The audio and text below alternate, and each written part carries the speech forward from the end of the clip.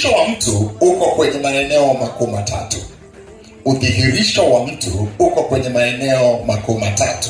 Eneo la kwanza ni kwenye mwili, eneo la pili kwenye nafsi, eneo la tatu kwenye roho. Injili ya Yohana sura ya 4 mstari wa 24.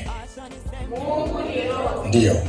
Na hao wanaomwabudu yeye inawapasa kumwabudu katika roho na kweli.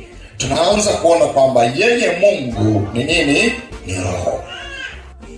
Kama Mungu ni roho, maana yake asili ya Mungu ni ya kiroho. Utendaji wa Mungu ni wa kiroho. Utendaji wa Mungu ni wa kiroho.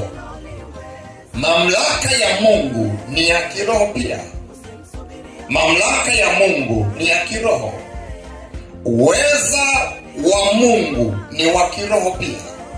Mungu hutoa maelekezo rohoni. Mungu hutoa maelekezo rohoni. Baraka za Mungu huja rohoni kwanza.